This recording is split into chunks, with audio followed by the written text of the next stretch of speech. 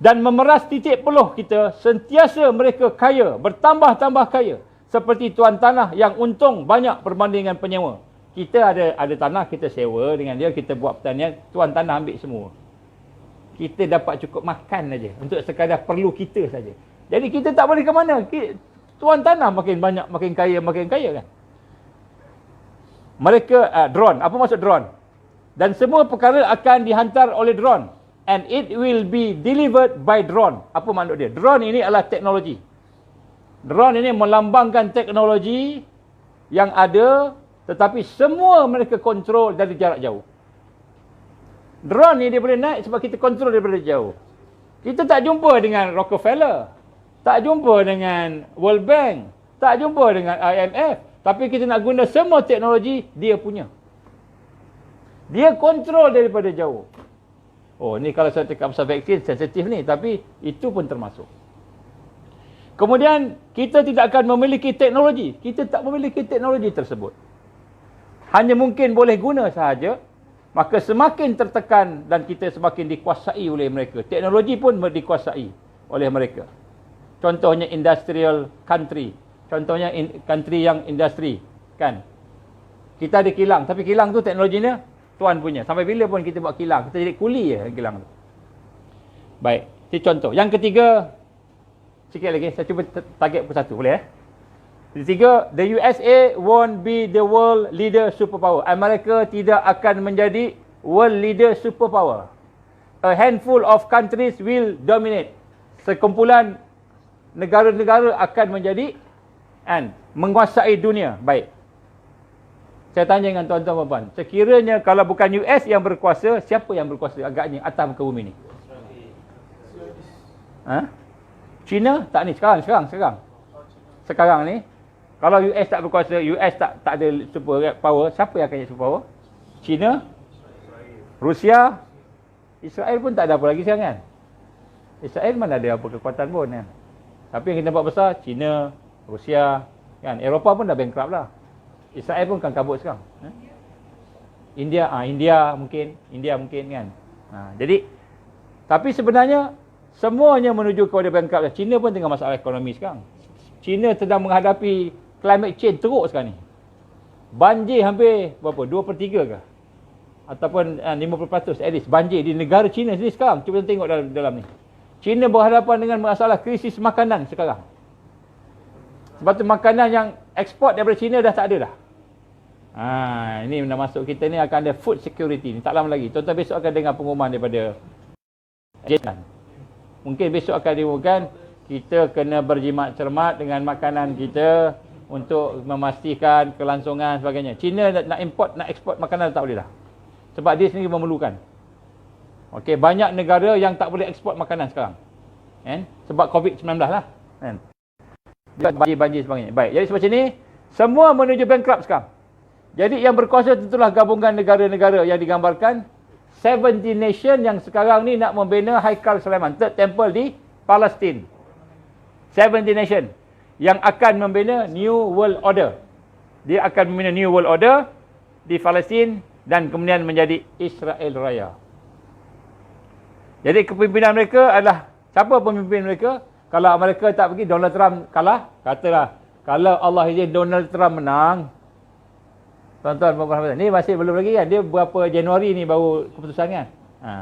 Kalau Allah izin Donald Trump menang, insyaAllah, sinar yang baik, good sign lah, maknanya perancangan dia delay. Kita ada masa lagi lah. Kalau Allah izin Donald Trump kalah, perancangan dia makin cepat. Yang saya cakap ni. Belum, itu baru secara ni Donald Trump tengah saman Biden, saman kerajaan sekarang sebab dia punya penipuan pilihan raya. Jadi dia hanya resmi bulan Januari nanti. Kemudianlah, maknanya selagi benda tu tidak habis dia tak lagi lah.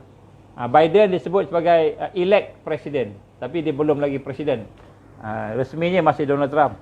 Jadi kalau Donald Trump ni nak lawan betul-betul, dia buat macam-macam macam mana, kalau Allah izin dia menang. Tapi rasa macam tak boleh nak menang lah kan. Tapi kalau Allah izin dia menang, maknanya perancangan-perancangan ni delay sikit lah. Sikit je delay. Tapi kalau Allah izin Biden menang, perancangan yang saya sebut ni, dia percepatkan.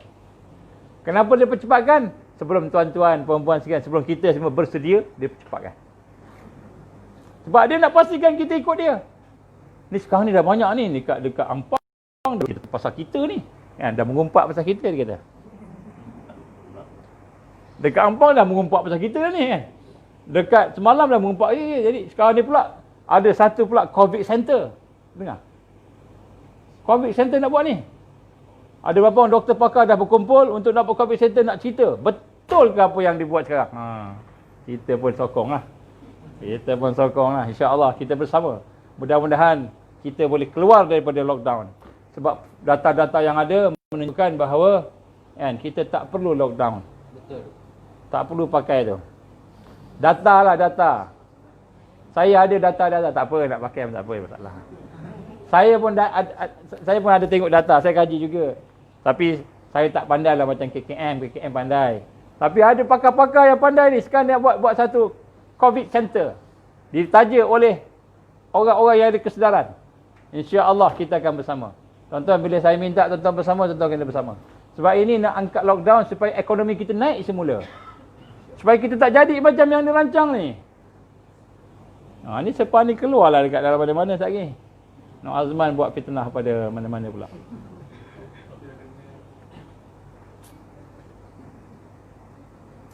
Baik. Jadi siapakah yang akan gantikan US? Israel, betul. Dan dipimpin oleh Raja di Al-Masih Dajjal. Dia dah sebut dah ni. Dia tak sebutlah Dajjal akan ni kan.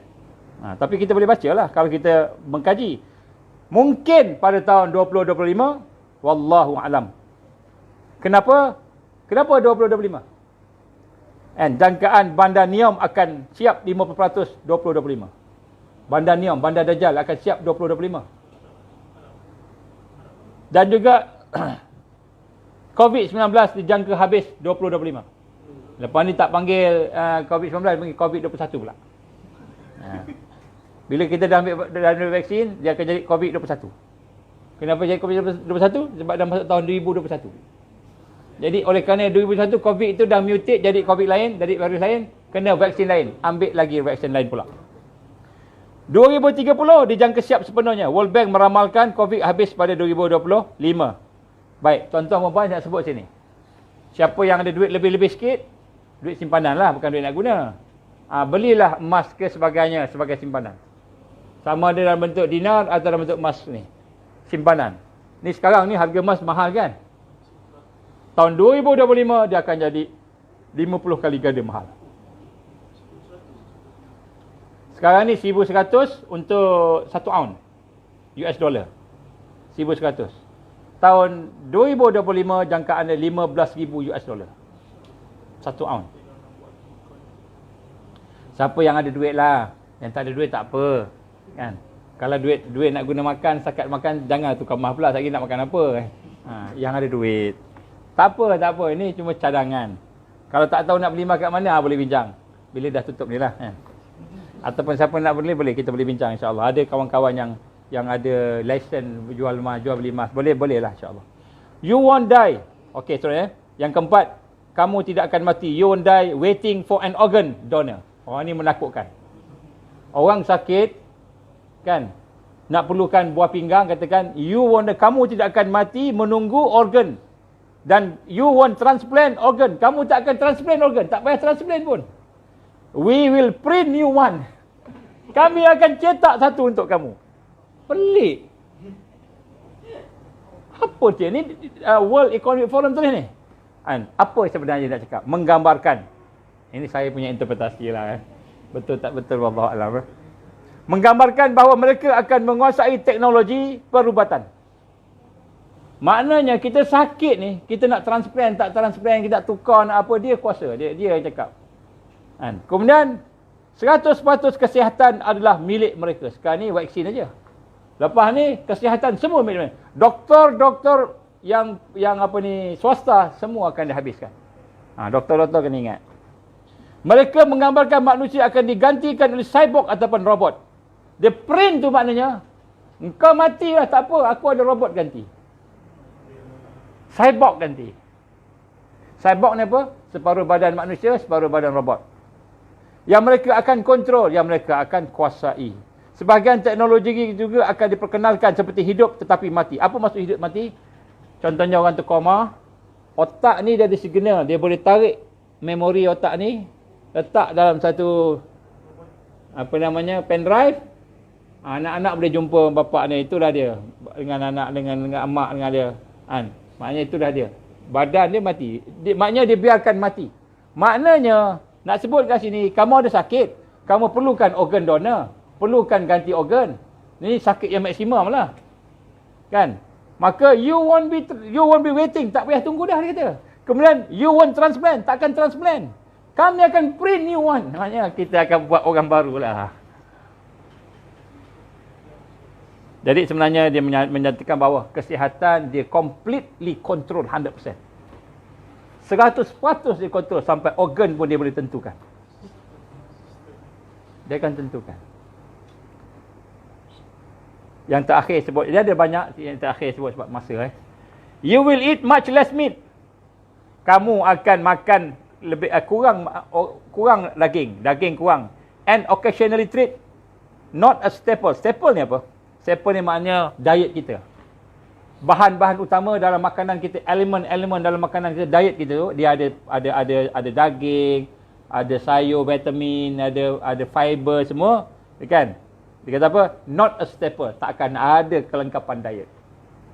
Dia akan ada dia. For the good of, untuk kebaikan environment, alam sekitar, and our health, dan kesihatan kita. Maka dia kata apa? Mereka akan mengawal apa yang kita makan, banyak mana kita makan, produk makanan dan tanaman yang kita usahakan. Mereka akan menguasai diet kita, staple tadi.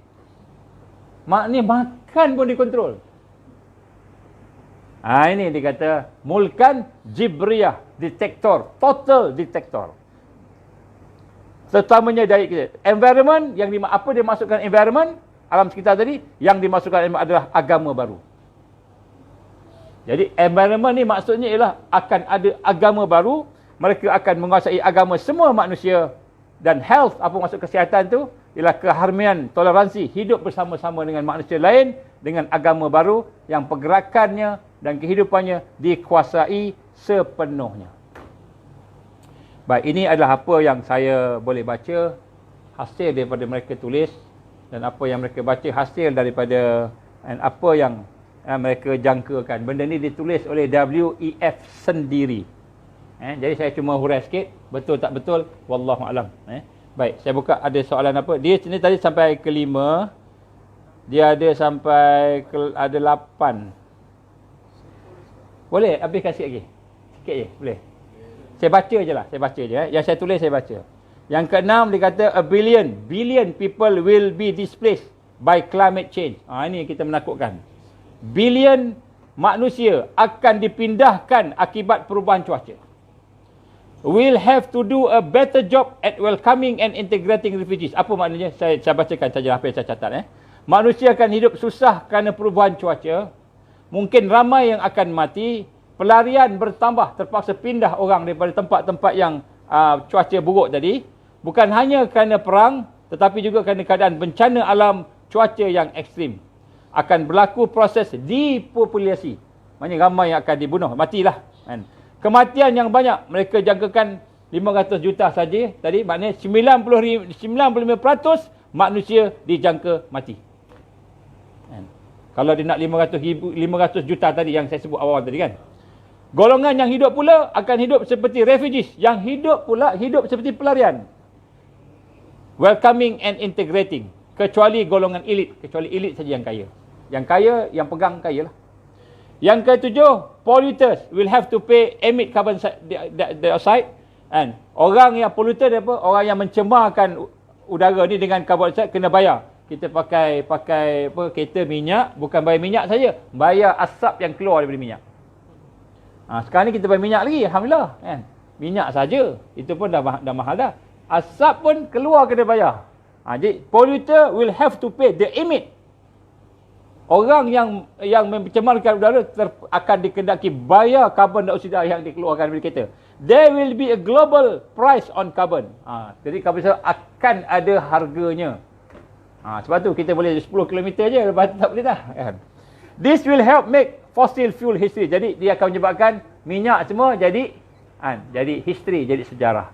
Mereka juga akan menguasai sumber bahan api. Maknanya mereka akan menguasai sumber bahan api, mereka akan menguasai minyak, arang batu dan sebagainya. Sekiranya kita menggunakan, maka kita perlu kebenaran. Nak guna kena ada kebenaran.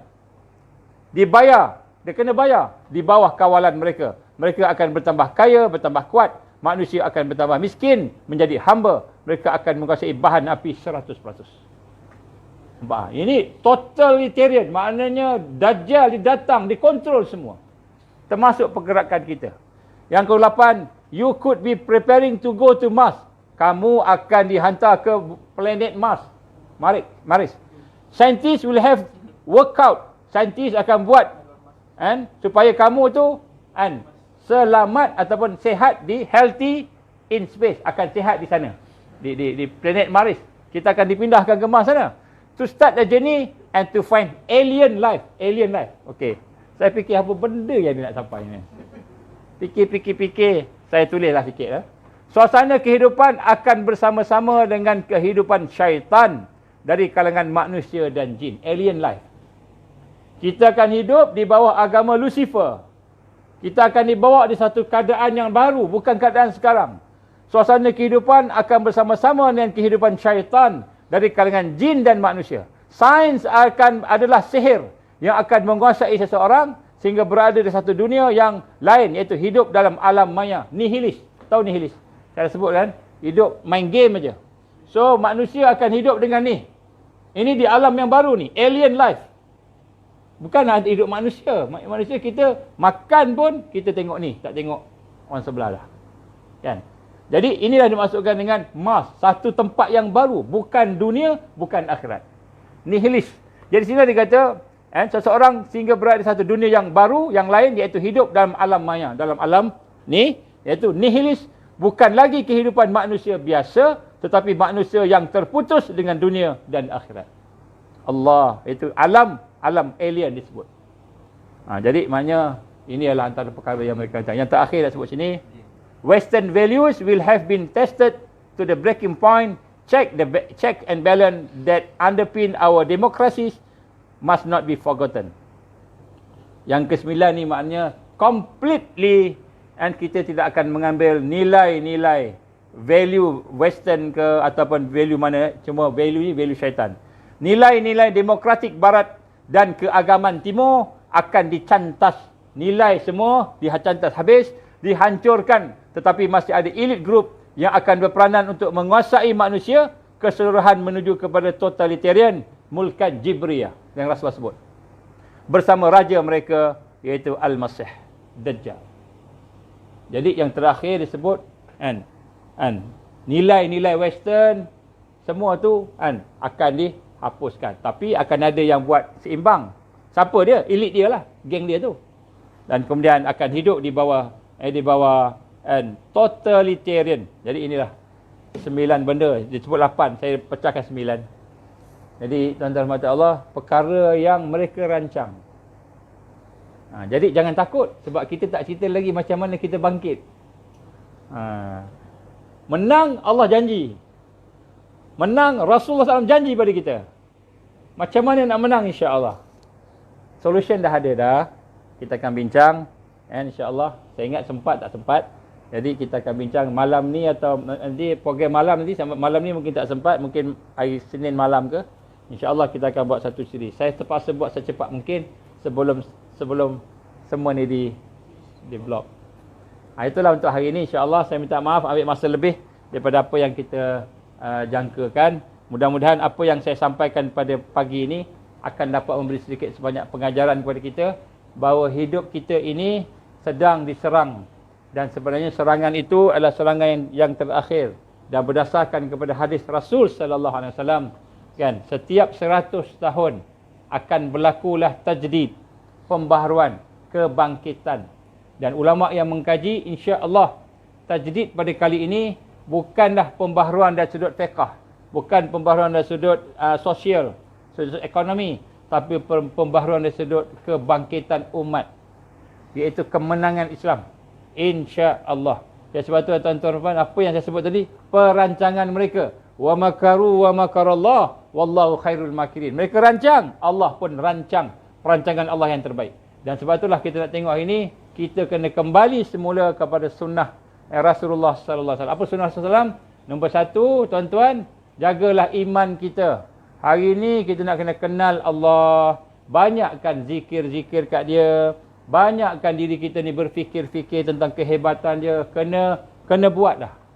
Kalau kita ada lagi perangai-perangai lama, main game sebagainya, buanglah. Sebelum game tu mencakup hati kita. Game ni orang muda-muda senyum lah kan. Orang tua tu game apa? Orang tua. Orang tua bila sebut game ni pada dia, cucu dia je kan. Itulah permainan dia kan. Jadi tuan-tuan puan, kita kena tengok. Satu, kena tingkatkan iman, kesedaran diri kita. Yang kedua, sembahyang. Jaga sembahyang. Apa maksud jaga sembahyang? Bukan sembahyang on time. Itu kecil je. Jaga sembahyang sehingga sembahyang kita ada kekuatan. Boleh melahirkan kebahagiaan, ketenangan kepada kita. Kalau kita nak tahu macam mana, saya ada cerita sikit dalam siri-siri kuliah duha. Cuba tengok dalam FB. Ada siri kuliah duha 1, 2, 3, sekarang dah sampai 9 kat silap saya. Salah 3, 4 tu akan cerita pasal sembahyang. Sekarang masa kita habis sembahyang. Tengok apa dia, inti-inti dia. Cuba follow lah. Mudah-mudahan ada manfaat. Ataupun tengoklah juga kuliah ustaz lain pun tak apa, yang cerita pasal sembahyang. Macam mana nak memperbaiki sembahyang kita. Solat, benteng terakhir kita. Kita fikir nak pergi dekat hutan mana, dekat gunung mana, kita fikir nak selamatkan saudara anak kita, keluarga kita, nak fikir nak selamatkan diri kita, tapi kita tak sembahyang betul-betul. Maka kita habis, tak ada benteng. Benteng terakhir, solat. Maka solat kita kena jaga. Walaupun kita duduk kat bandar, kita jaga solat, pelihara solat, Allah akan jaga kita. Jangan kita ingat, kita fizikal aja kita jaga, tapi solat kita tak jaga. Bila solat kita jaga, insya-Allah Allah akan jaga kita. Tapi macam mana nak jaga solat? Itulah, kena tahulah macam mana yang syarat fizikalnya, yang syarat spiritualnya, roh dia, hati dia, rukun-rukun dia. Kemudian yang ketiga tuan-tuan, pastikan up to date dengan knowledge yang ada ni. Macam saya cakap ni, besok ada apa berlaku. Cuba tengok besok apa berlaku.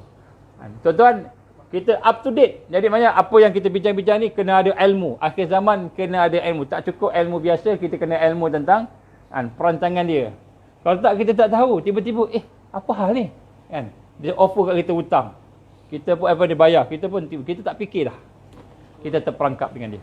InsyaAllah ada lagi sebenarnya perkara-perkara yang bersangkut dengan perancangan dia. Tapi saya kata, saya dah cakap yang hampir komprehensif dah.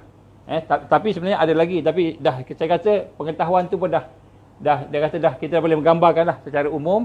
Dan insyaAllah mudah-mudahan akan menjadikan kita terangsang, termotivasi untuk beramal. Yang penting melahirkan amal. So amal itulah yang akan selamatkan kita, insya-Allah. Kemudian yang terakhir tuan-tuan, kita hidupkanlah ukhuwah. Ukhuwah, barakah sama kita. Mudah-mudahan ukhuwah dan barakah daripada ukhuwah itu akan berbentuk kekuatan, insya-Allah. Aku lihat hadza astagfirullah. Kita doa insya-Allah dah. Ada soalan tak sebelum tu? Ada apa soalan? Tak apalah, kita tutup diri lagi. Tutup. Hari Senin tu ada. Hari Senin. Senin bila? Pagi, malam. Pagi, setakat ni saya buat planning saya, kuliah duha pagi. Hampir setiap hari, kecuali hari yang saya tak boleh lah, ada mesyuarat ke apa, saya tak boleh lah. Ataupun ada kerja ke, saya tak boleh. Tapi kalau tak ada apa, insya-Allah akan ada kuliah duha. Kuliah duha lebih kepada amalan kita, apa kita buat sekarang. Yang malam tu lebih kepada macam ni lah. Malam. Tapi malam tu macam ni kita boleh bincang-bincang kat sini kan. Saat ni kita bincang-bincang. Malam tu setakat FB je lah. Tapi yang jauh-jauh ni FB je lah. InsyaAllah. Okey, insyaAllah. Kita tangguh dulu. Kita baca doa Rabitah insyaAllah. Kita bayangkan anak-anak kita, saudara kita supaya masuk dalam doa kita. Auzubillahi samii'il 'aliim minasyaitonir rajiim. Bismillahirrahmanirrahim. Alhamdulillahirabbil alamin. Wassalatu wassalamu ala asyrafil anbiya'i wal mursalin wa ala alihi washabbihi ajmain. Allahumma innaka ta'lam anna hadhihi al-qulub qad istamat ala mahabbatik wa taqat ala ta'atik wa tawahadat ala da'watik wa ta'ahadat ala nusrati syari'atik. واسق اللهم رابطتها وادمدها واهدها سبولها واملأها بنورك الذي لا يخبو واشرح صدورها بفيض الإيمان بك وجميل التواكل عليك وأحييها بمعرفتك وأمتها على شهادة في سبيلك. Ya Allah, إنك نعم المولى ونعم النصير. اللهم انصر الإسلام والمسلمين والمستضعفين والمجاهدين في كل مكان وفي كل زمن. اللهم انصرنا على تارك الدعوة وتارك التربية وتارك الجهاد في سبيل الله. لا إله إلا أنت سبحانك إنا كنا من الظالمين. اللهم إنا نعوذ بك من عذاب جهنم. اللهم إنا نعوذ بك من عذاب القبر. اللهم إنا نعوذ بك من فتنة المحيا والممات. اللهم إنا نعوذ بك من فتنة المسيح الدجال. يا الله يا رحمن يا رحيم يا حي يا قيوم برحمتك نستغيث. يا حي يا قيوم برحمتك نستغيث. يا حي يا قيوم برحمتك نستغيث. اللهم اجعلنا من المؤمنين حقه. اللهم اجعلنا من المتقين حقه. اللهم اجعلنا من المحسنين. اللهم اجعلنا من المقربين. اللهم اجعلنا من الواسلين. اللهم اجعلنا من العارفين. اللهم اجعلنا من المحبين. اللهم اجعلنا من الصديقين والشهداء والصالحين. اللهم اجعلنا من الصابرين والشاكرين. اللهم اجعلنا من المهديين. لا إله إلا أنت الله الأحد الصمد الذي لم يلد ولم يولد ولم يكن له كفوا أحد. ربنا أتمم لنا نورنا واغفر لنا إنك على كل شيء قدير. ربنا لا تؤاخذنا إن نسينا أو أخطأنا. ربنا ولا تحمل علينا إصرا كما حملته على الذين من قبلنا. ربنا ولا تحملنا ما لا طاقة لنا به. واعف عنا واغفر لنا وارحمنا أنت مولانا فانصرنا على القوم الكافرين.